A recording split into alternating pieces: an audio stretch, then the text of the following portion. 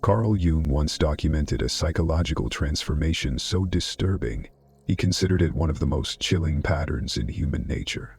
It didn't unfold in battlefields or prisons. It didn't belong to the violent or the cruel. It happened quietly, in ordinary rooms, to the gentlest souls you could meet, the empaths.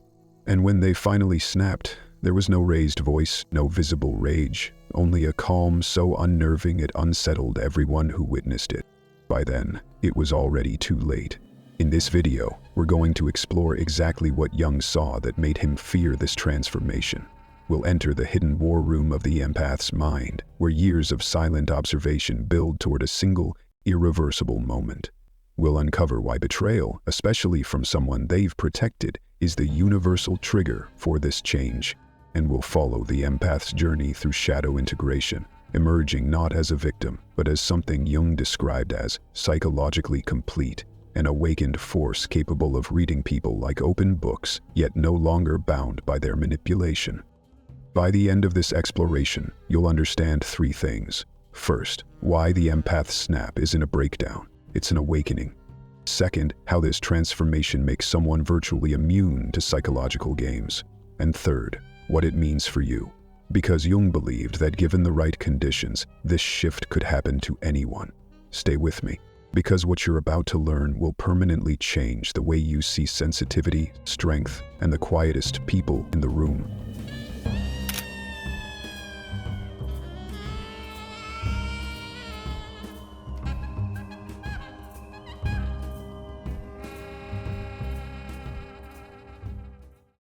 Carl Jung was more than a psychologist. He was a cartographer of the human soul.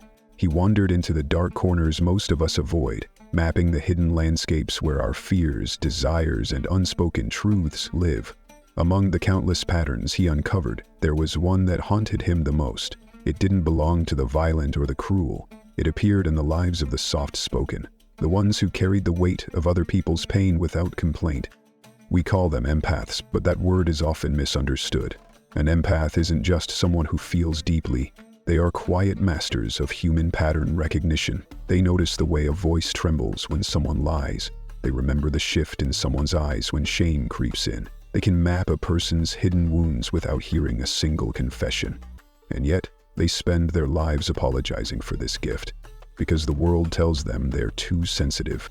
But Jung found something extraordinary and unsettling.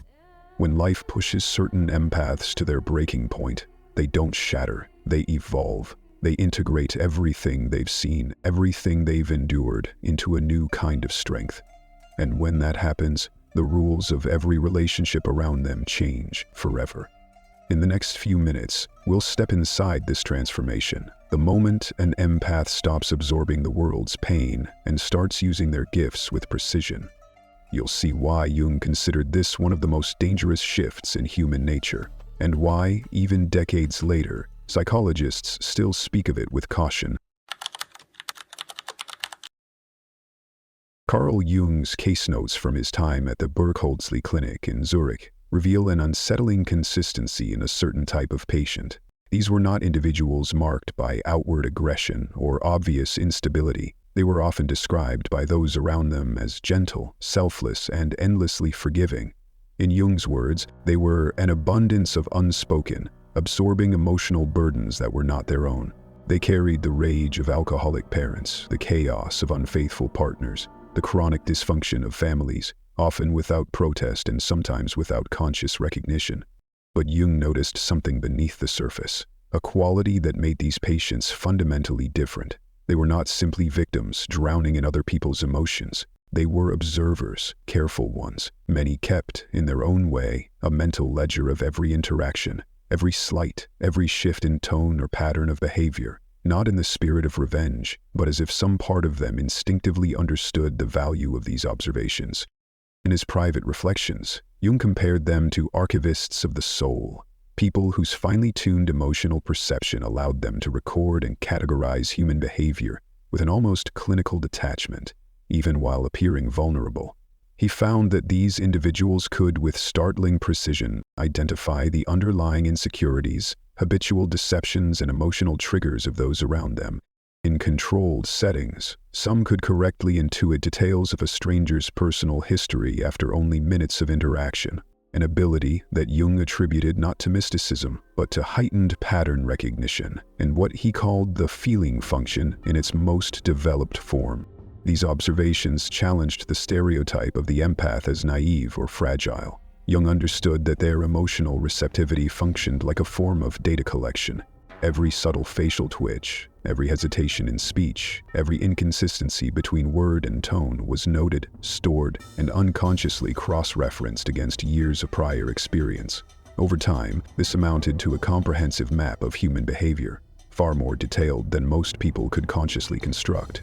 Here lies the first and perhaps most misunderstood question. What exactly was Jung seeing when he looked into these war rooms of the mind? It wasn't magic, and it wasn't guesswork. It was a human mind operating as a high-resolution emotional sensor, processing information faster and more accurately than the average person because it had been trained, often since childhood, by necessity. The empath's so-called intuition was, in Jung's view, the logical result of relentless exposure to the unpredictable tides of other people's emotions. Far from weakness, Jung recognized this as a latent power, one that could remain dormant for years, or, under the right conditions, awaken with irreversible consequences. In Jung's clinical observations, the most profound transformations in his empathic patients were not triggered by ordinary hardship, but by a specific kind of psychic rupture, betrayal by someone they had fully trusted and protected. This was not simply the pain of a broken promise or a failed relationship. It was the shattering recognition that they had seen the signs all along and had chosen, consciously or unconsciously, to suppress them. Jung understood betrayal in archetypal terms. In his writings on individuation, he described how the psyche contains both the persona, the mask we wear in the world, and the shadow, the repressed aspects of the self. For highly sensitive individuals, the persona often includes the role of caretaker or peacekeeper. They are conditioned from early life to prioritize harmony over confrontation. This means that when they detect subtle signs of deceit or manipulation, they tend to rationalize them away.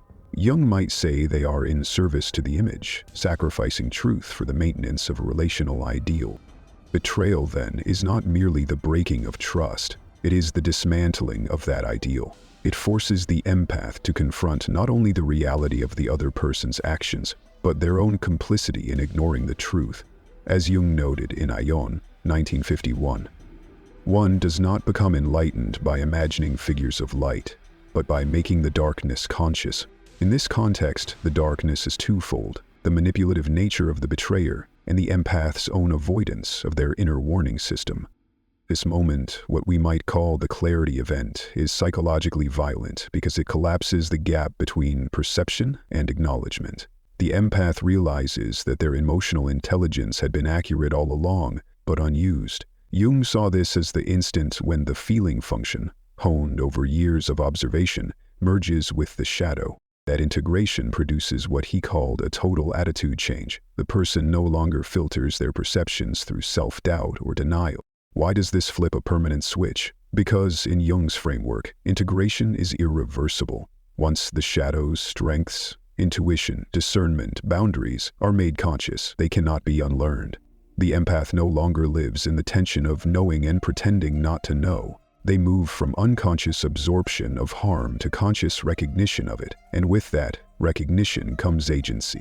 It is here that Jung's notion of enantiodromia, the tendency of things to turn into their opposite at the point of extremity, comes to life. The endlessly accommodating individual becomes selectively unyielding. The open door becomes a gate, and from that point forward, the empath relates to the world not as a passive receiver of emotion, but as a sovereign interpreter of it.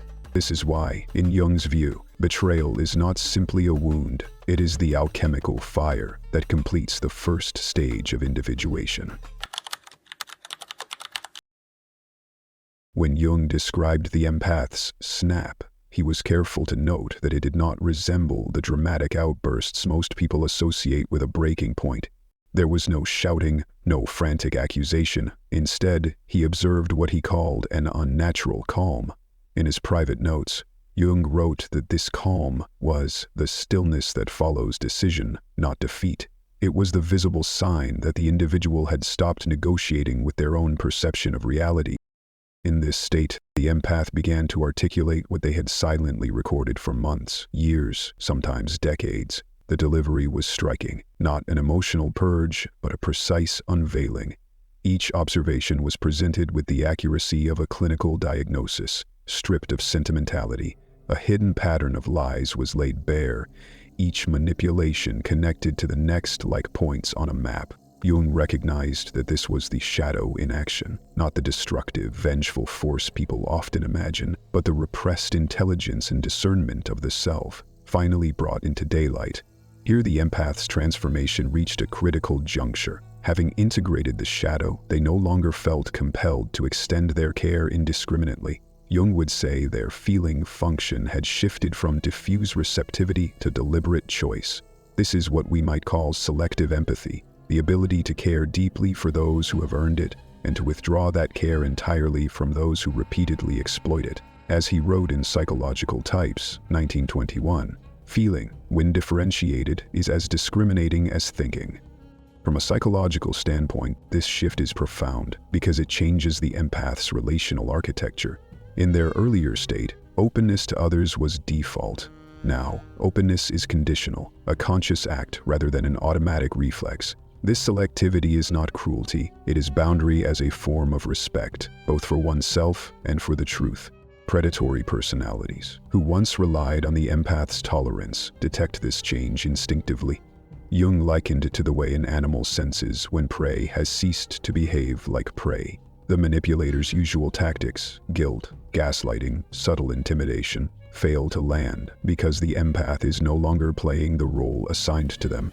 It is as if the room's gravity has shifted. The predator retreats, not out of moral awakening, but because they no longer see an opening. This is why Jung considered the integrated empath psychologically complete. In this moment of calm precision, the empath stops being an unconscious participant in someone else's story and becomes the conscious author of their own. The snap is not the end of their empathy, it is the reclamation of its rightful owner. Jung's idea of the integrated empath emerges directly from his broader theory of individuation, the lifelong process by which a person becomes whole through the conscious union of their conscious and unconscious aspects. In his empath case studies, this integration marked a decisive, irreversible change in the way these individuals related to others and to themselves. One of the first and most observable traits was an immunity to manipulation. This wasn't because the integrated empath had become cynical or suspicious by default, but because their perceptual framework had shifted. Having brought their shadow into conscious alignment, they no longer filtered incoming information through the need to preserve relationships at the cost of self-trust. As Jung wrote in The Development of Personality, 1954, the privilege of a lifetime is to become who you truly are. For these empaths, that meant trusting their own reading of a situation without seeking validation from others. This self-trust had another effect, the disappearance of approval-seeking behavior. Before integration, many had unconsciously sought reassurance, often by overextending themselves emotionally to secure acceptance. After integration, their sense of worth was internally anchored. They no longer required others to confirm their value, which fundamentally altered their interpersonal dynamics. Jung considered this an essential milestone in individuation, when the ego is no longer hooked by the need for external affirmation. Energy management became another hallmark of this transformation. The integrated empath treated their emotional energy as finite and valuable, akin to what Jung referred to in Psychological Types as the libido in its psychological sense. Psychic energy that must be directed consciously. Care and compassion were no longer reflexively given. They were allocated with discernment, based on reciprocity and mutual respect. In practice, this meant declining to invest in people or situations that offered no genuine exchange, no matter how compelling the emotional pull. Could this happen to anyone?